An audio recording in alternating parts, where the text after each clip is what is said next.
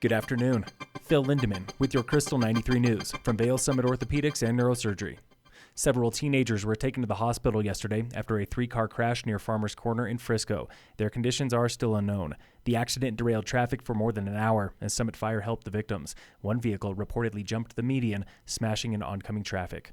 Writes one person on Facebook who claims to know a victim, "I just want to say thank you for your help." Details remain slim from a fatal shooting in Edwards late yesterday. Eagle County Sheriff's deputies were responding to a domestic call at a residence when a man came outside wielding a gun. Shots were fired. The man died on scene. No one else was injured. The man has not yet been named. At least one deputy is on paid leave, pending an investigation by the state. Summit Fire has removed a controversial Facebook post showing a hearse stuck in a snowbank near a precipitous drop-off. At least one person found that post offensive. Summit Fire says it was not their intention to hurt feelings. Now dozens are coming to the fire department's defense, saying people are just too sensitive. Comments Blake, "We live in a disappointingly fragile society." We're looking back on snow totals for January, and big surprise, Vail Mountain is the winner with 94 inches in 31 days. That's nearly 8 feet for 236 inches this season. That's second only to Steamboat with 312 inches. Winter Park has 226. Beaver Creek got 82 inches last month, and Copper claims the most in Summit with 76 inches, just over 6 feet.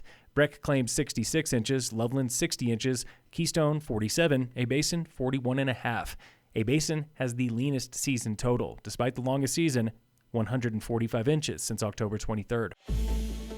This week on the State of Summit. He was born into slavery, yet what you see and hear is a display of someone who had a lot of success. That was Larissa O'Neill with Breckenridge History from inside the Barney Ford house on Washington Avenue in downtown Breck. This is only 5 rooms, which was a lot of the time. The typical structure had 1, maybe 2 rooms. It was probably built of log. This was this elegantly framed cottage, as it was called. Today is Barney Ford Day, celebrating one of the town's most successful Silver Rush residents. He was running a restaurant here. He had invested in a mine out in French Gulch that ultimately did very well. He had his wife and his grown kids with him too. Despite his success, that is where the Ford bloodline gets murky. We know Barney Ford had a great-grandchild, and that's as far as we've been able to get. But the hunt for the Ford family tree continues. Is there a descendant out there? Did Barney Ford have siblings or half-siblings? And with the way technology is now, we're starting to make some more connections to discover more and more. We have yet to find any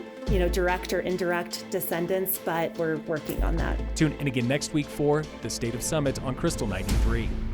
And in local sports, a quick update now. Summit High girls basketball is not playing Battle Mountain at home tonight. That game is rescheduled for next Wednesday. Phil Lindeman with your Krystal 93 News from Vail Summit Orthopedics and Neurosurgery.